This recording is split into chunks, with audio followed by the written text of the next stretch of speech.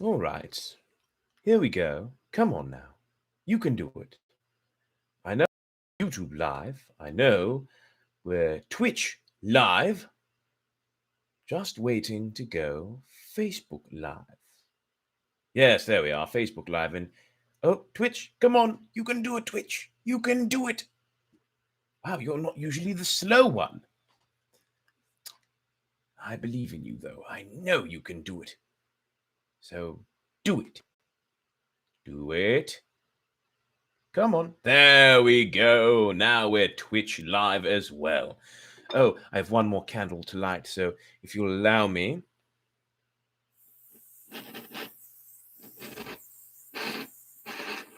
There we go. Got my flame torch, and this candle is now lit. Guess I should put this out. That was pretty cool, right? Candles lit. A lot easier than using that lighter and trying to reach inside. There we go. One more candle. That one scented. Wonderful. That's the sugar cookie biscuit one. So, welcome once again to another enticing edition of Story Time. I suppose I should save time here and uncork my wine now. Pour it now. It's not a red tonight. It is a Pinot Grigio from what is it? Girl and Dragon Pinot Grigio. Not the best Pinot Grigio I've ever had, but not bad. It will suffice for the evening. For the evening, yes, indeed.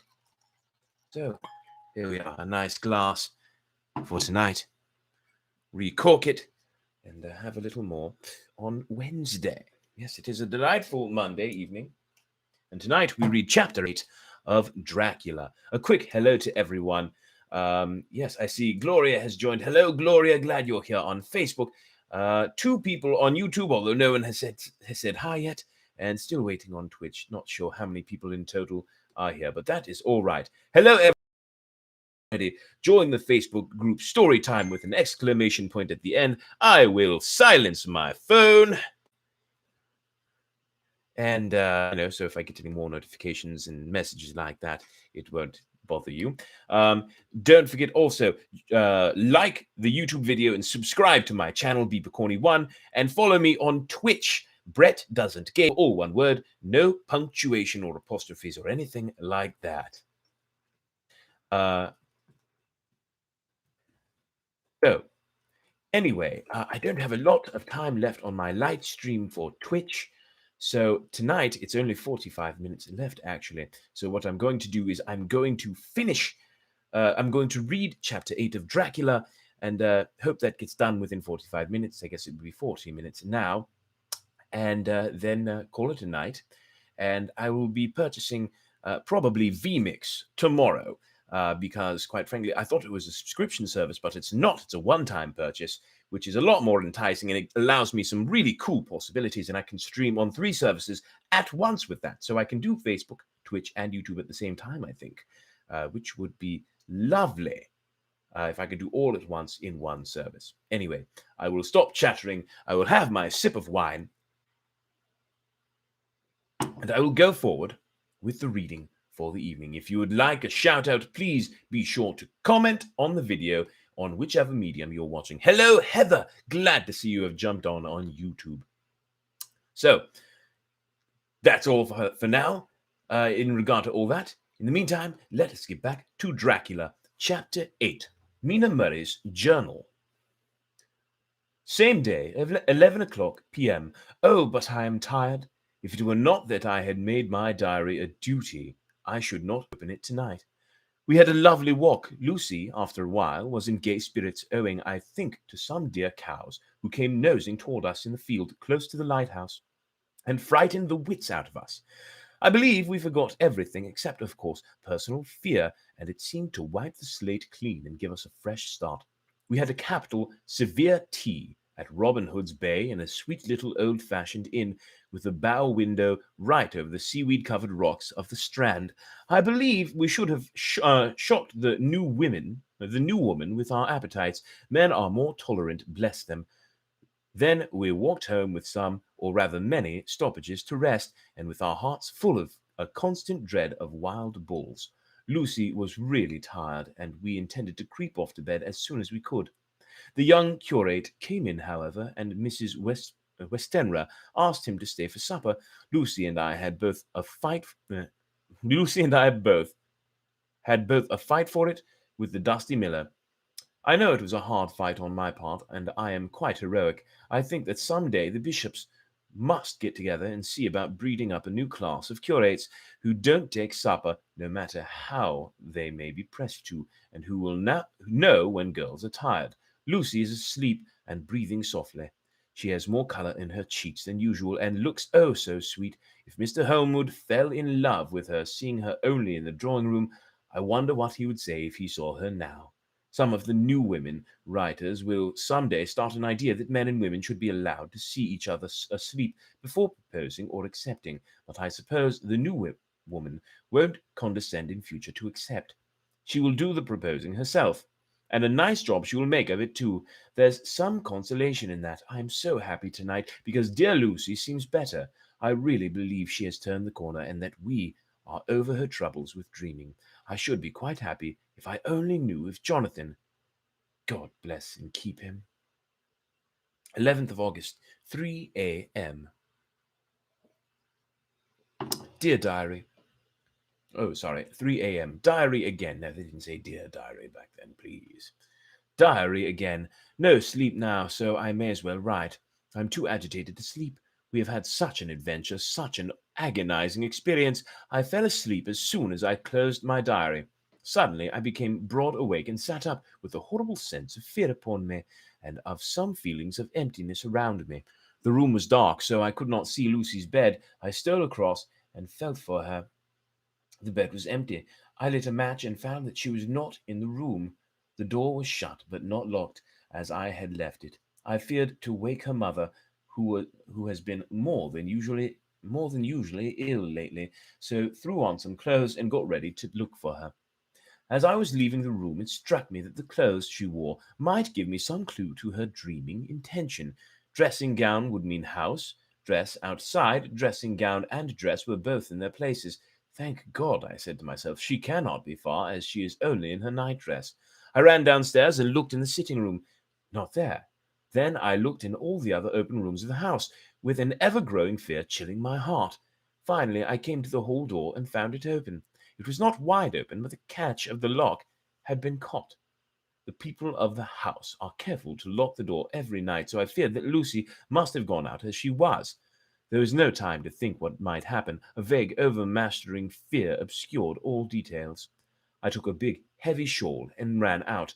The clock was striking 1 as I was in the crescent, and there was not a soul in sight.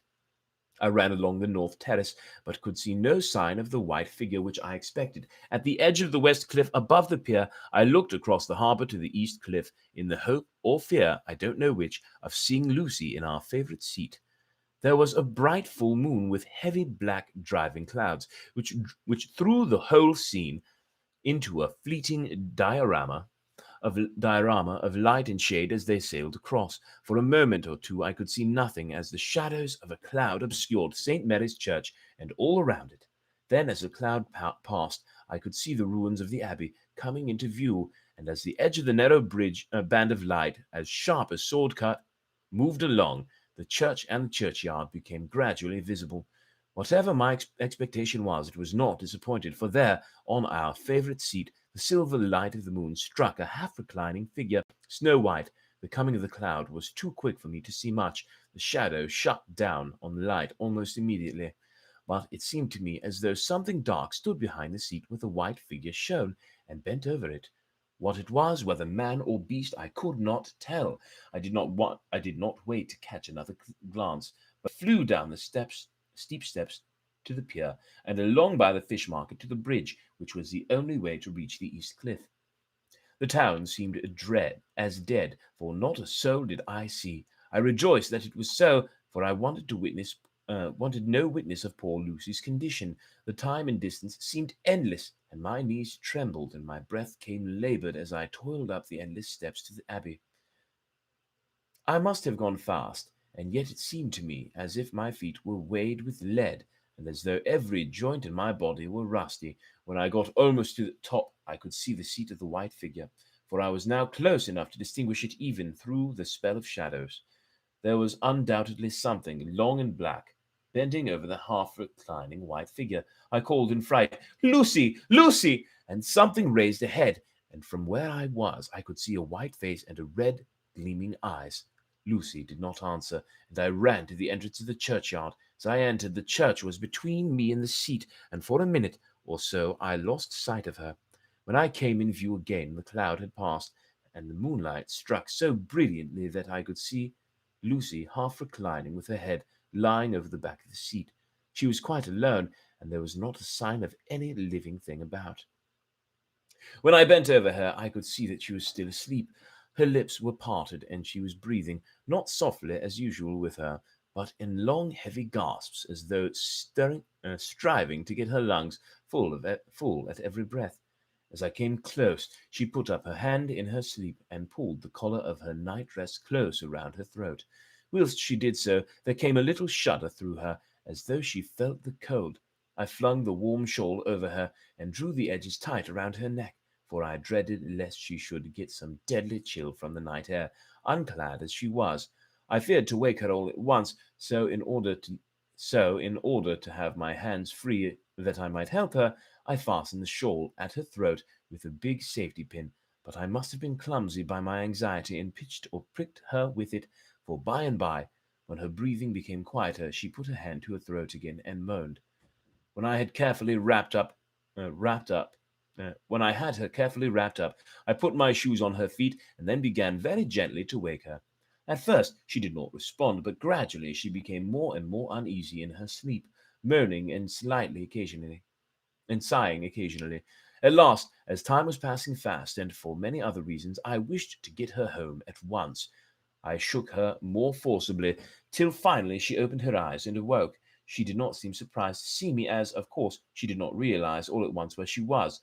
Lucy always wakes prettily, and even at such a time when her body must have been chilled with cold, and her mind somewhat appalled at waking unclad in a churchyard at night, she did not lose her grace. She trembled a little and clung to me when I told her to come at once with me home. She rose without a word, and with the obedience of a child. As we passed along, the gravel hurt my feet, and Lucy noticed me wince. She stopped and wanted to insist upon my taking my shoes, but I would not. However, when we got to the pathway outside the churchyard, where there was a puddle of water remaining from the storm, I daubed my feet with mud, using each foot in turn on the other, so that as we went home, no one, in case we should meet anyone, should notice my bare feet. Fortune favored us, and we got home without meeting a soul. Once we saw a man who seemed not quite sober passing along a street in front of us, but we hid in a door till he had disappeared up an opening such as there are here, steep little closes, or wynds as they call them in Scotland. My heart beat so loud all the time that sometimes I thought I should faint. I was filled with anxiety about Lucy, not only for her health, lest she should suffer from the exposure, but for her reputation in case the story should get wind. When we got in and had washed our feet and had said a prayer of thankfulness together, I tucked her into bed. Before falling, she asked, even implored me not to say a word to anyone, even her mother, about her sleepwalking adventure. I hesitated at first to promise, but on thinking of the state of her mother's health, and how the knowledge of such a thing would fret her, and thinking, too, of how such a story might become distorted, nay, infallibly would, in case it should leak out, I thought it wiser to do so. I hope I did right. I have locked the door, and the key is tied to my waist, so perhaps I shall not be again disturbed. Lucy is sleeping soundly. The reflex of the dawn is high and far over the sea. Oh, Lucy, know you not what you've gotten into? Or shall I say what's gotten into you? I promise I didn't mean that in a dirty way. Same day, noon. All goes well. Lucy slept till I woke her and seemed not to have ever changed her side. The adventure of the night does not seem to have harmed her. On the contrary, it has benefited her, for she looks better this morning than she has done for weeks.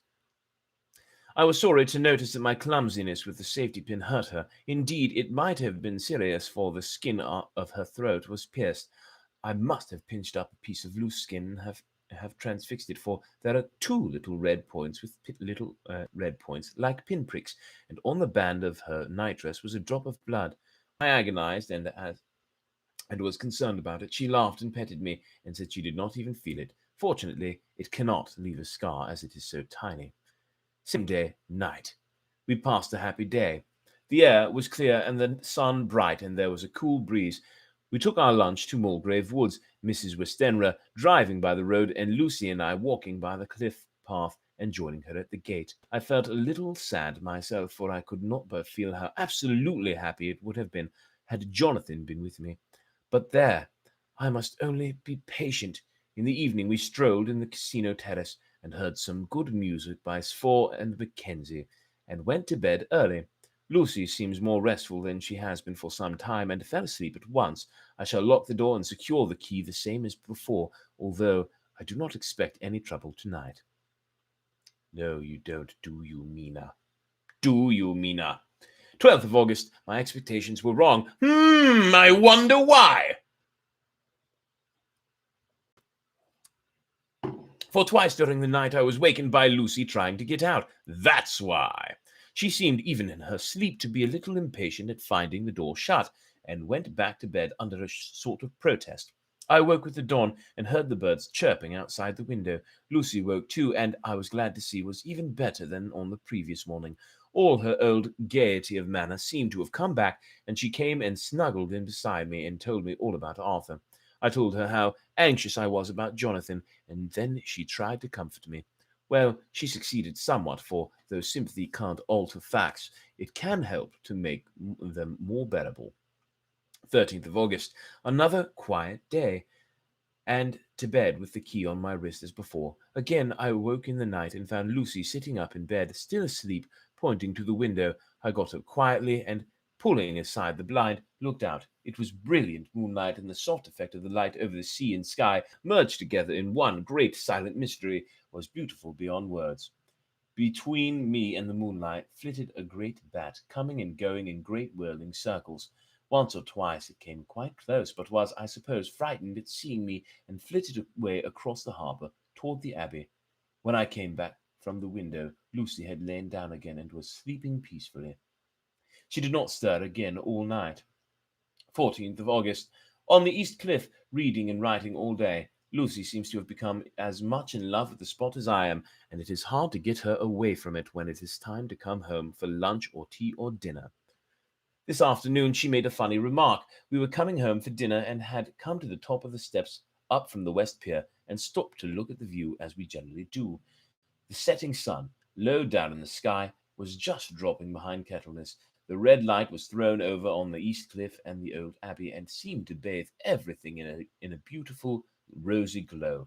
We were silent for a while, and suddenly Lucy murmured, as if to herself, "His red eyes again. They are just the same."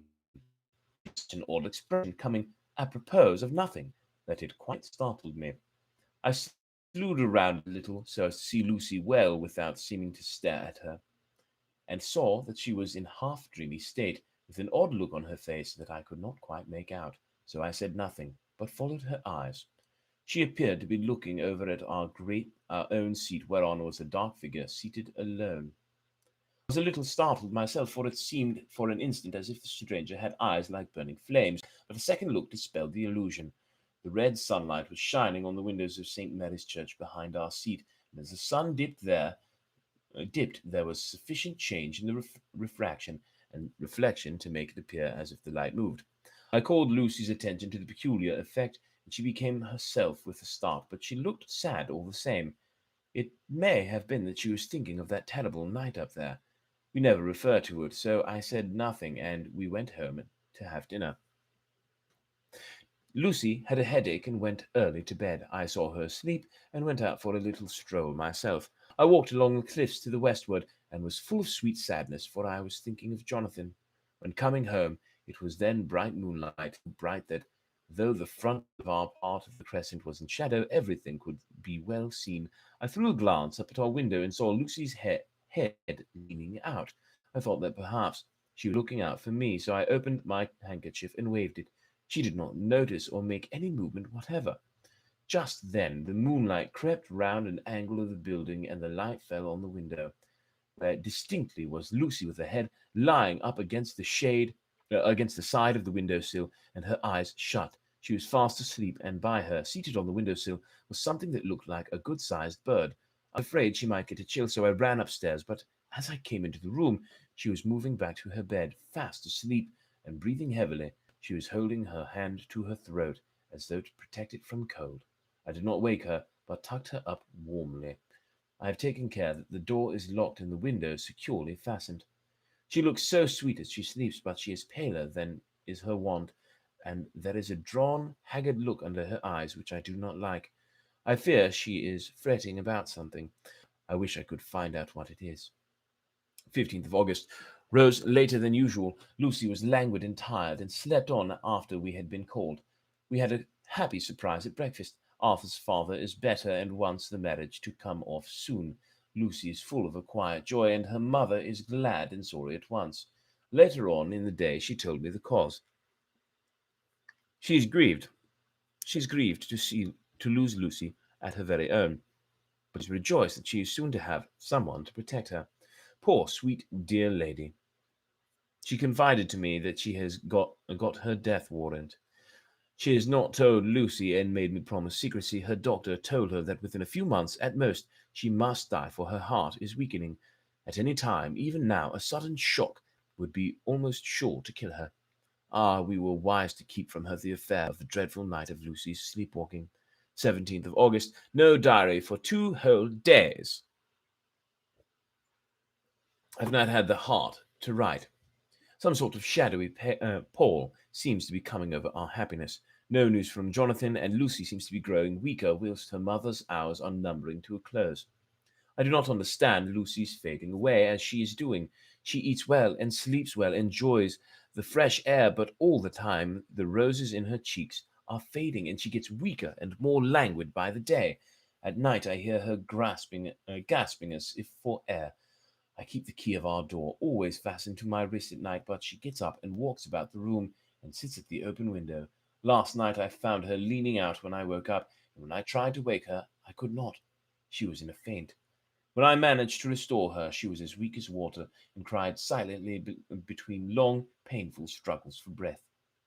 When I asked her how she came to be at the window, she shook her head and turned away. I trust her feeling ill may not be from that unlucky prick of the safety pin. I looked at her throat just now as she lay asleep, and the tiny wounds seem not to have healed. They are still open, and, if anything, larger than before, and the edges of them are faintly white. They are like little white dots with red centers. Unless they heal within a day or two, I shall insist on the doctor seeing about them.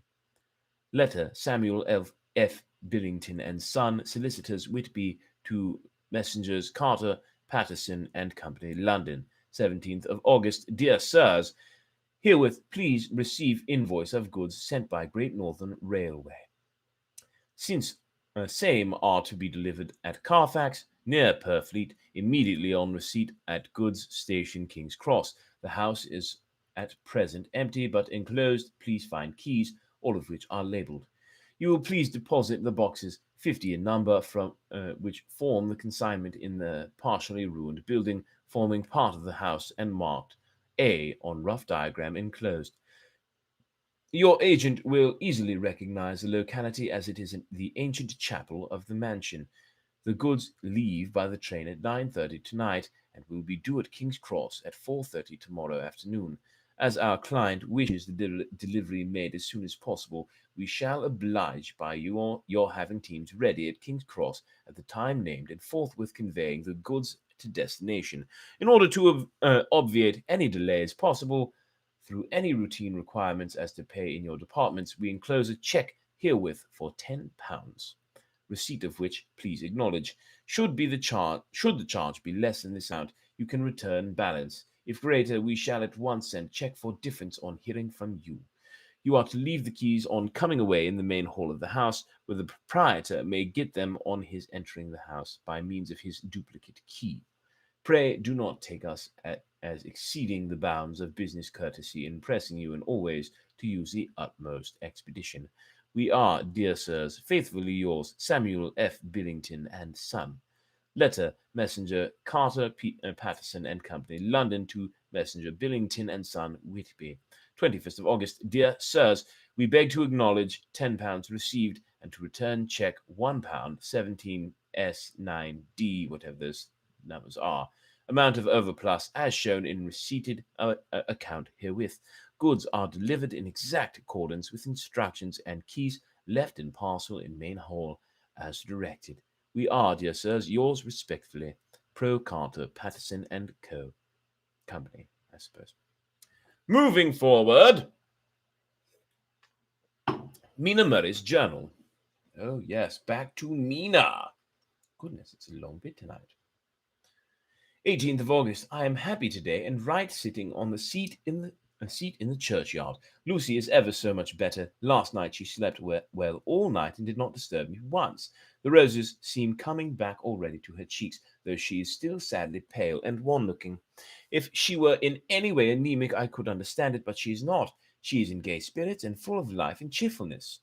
All the morbid reticence seems to have passed from her, and she has just reminded me, as if I needed any reminding, of that night, and that it was here, on this very seat, I found her asleep.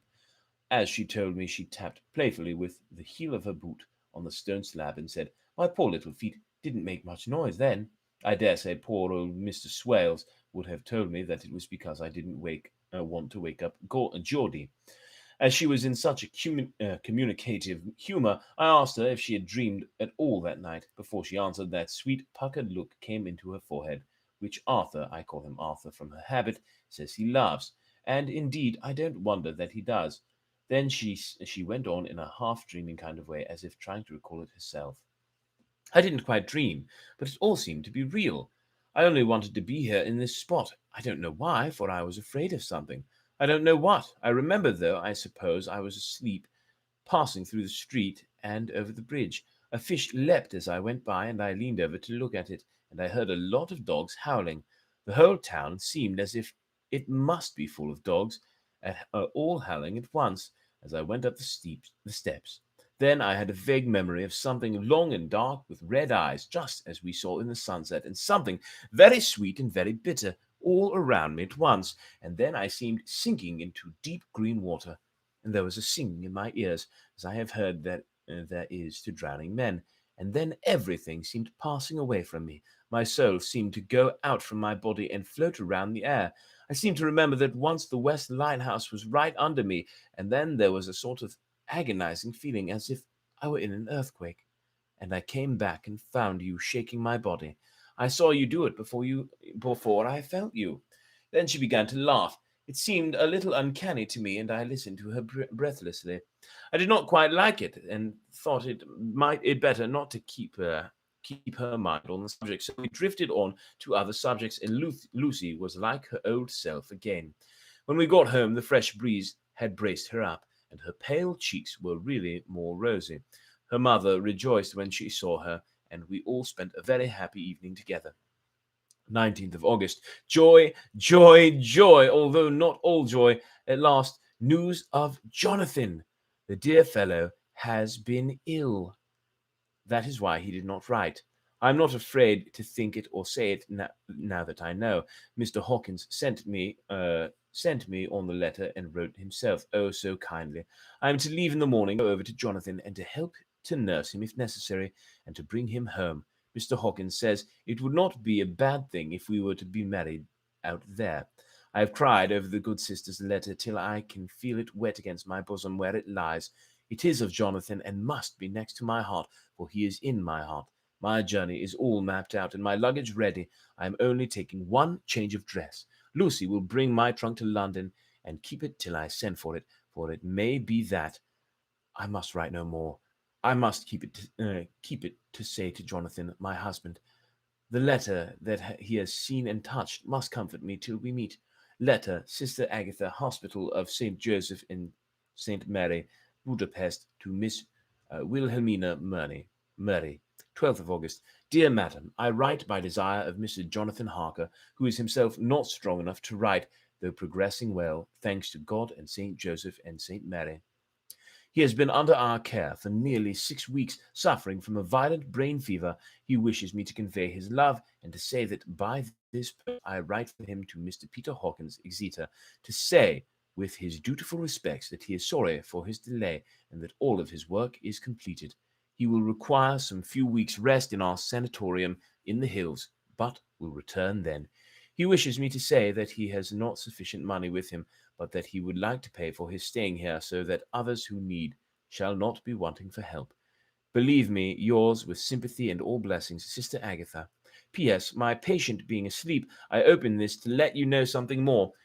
He has told me all about you and that you are shortly to be his wife. All blessings to you both.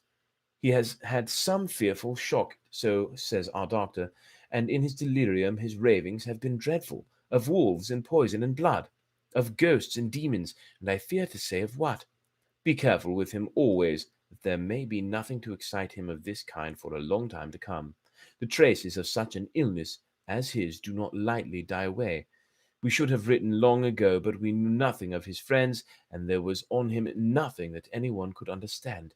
He came in the train from Klausenburg, and the guard was told by the station master there that he rushed into the station shouting for a ticket home. Seeing from his violent demeanour that he was English, they gave him a ticket for the furthest station on the way hither that the train reached. Be assured that he is well and cared for. Cared for. Goodness. He has won all hearts by his sweetness and gentleness. He is truly getting on well, and I have no doubt will in a few weeks be all himself. But be careful of him for safety's sake. There are, I pray, God and Saint Joseph and Saint Mary many, many happy years for both of you. Dr. Seward's Diary, 19th of August. Strange and sudden change in Renfield last night. Oh, Renfield. About 8 o'clock he began to get excited and sniff about as a dog does when setting. The attendant was struck by his manner, and knowing my interest in him, encouraged him to talk. He is usually respectful to the attendant and at times servile, but tonight the man tells me he was quite haughty. Would not condescend to talk with him at all. All he would say was, "I don't want to talk to you. You don't count now. The master is at hand." The attendant thinks it is some sudden form of religious mania which has seized him. If so, we must look out for squalls, for a strong man with homicidal and religious mania at once might be dangerous. The combination is a dreadful one. At 9 o'clock I visited him myself. His attitude to me was the same as that to the attendant. In his sublime self-feeling, the difference between myself and attendant seemed to be as nothing. It looks like religious mania, and he will soon think that he himself is God. These infinitesimal distinctions between man and man are too paltry for an omnipotent being. How these madmen give themselves away! The real God taketh heed lest a sparrow fall, but the God created from human vanity sees no difference between an eagle and a sparrow. Oh, if men only knew! For half an hour or more, Renfield kept getting excited in a greater and greater degree. I did not pretend to be watching him, but I kept strict observation all the same. All at once, that shifty look came into his eyes, which we always see when a madman has seized an idea, and with it the shifty movement of the head and back, which asylum attendants come to know so well. He became quite quiet, and went and sat on the edge of his bed resignedly. He looked into space with lackluster eyes. I thought I would find out if his apathy were real or only assumed, and tried to lead him to talk of his pets, a theme which had never failed to excite his attention. At first he made no reply. Testily, "Bother them all! I don't care a pin about them." "What?" I said. "You don't mean to tell me you don't care about spiders?" Spiders at present are his hobby, and the notebook is filling with columns of small figures. To this he answered enigmatically, "The bride maidens rejoice, the eyes that wait the coming of the bride. But when the bride draweth nigh, then the maidens shine, not to the eyes are filled." He would not explain himself, but remained obstinately seated on his bed all the time I remained with him. I am weary tonight, and low in spirits. I cannot but think of Lucy, and how different things might have been. If I don't sleep at once, chloral, the modern Morpheus, C2HCO3O, H2O, I must be careful not to let it grow into habit. No, I shall take none tonight. I have thought of Lucy, and I shall not dishonor her by mixing the two. If need be, tonight shall be sleepless. Later. So I guess chloroform. Okay, that makes sense. Later, glad I made the resolution, gladder that I kept it. I had lain tossing about and had heard the clock strike only twice, when the night watchman came to me, sent up from the ward, to say that Renfield had escaped. I threw on my clothes and ran down at once. My patient is too dangerous a person to be roaming about. Those ideas of his might work out dangerously with strangers. The attendant was waiting for me. He said he had seen him not 10 minutes before, seemingly asleep in his bed, when he had looked through the observation trap in the door. His attention was called by the sound of the window being wrenched out. He ran back and saw his feet disappear through the window, and had at once set up for me. He was only in his night gear and cannot be far off. The attendant thought it would be more useful to watch where he should go than to follow him, as he might lose sight of him whilst getting out of the building by the door. He is a bulky man and couldn't get through the window. I am thin, so with his aid I got out, but feet foremost, and as we were only a few feet above the ground, landed unhurt. The attendant told me that the patient had gone to the left and had taken a straight line, so I ran as quickly as I could. As I got through the belt of trees, I saw a white figure scale the high wall which separates our grounds from those of the deserted house. I ran back at once, told the watchman to get 3 or 4 men immediately and follow me into the grounds of Carfax, in case our friend might be dangerous. I got a lantern myself, and crossing the wall, dropped down on the other side. I could see Renfield's figure just disappearing behind the angle of the house, so I ran after him.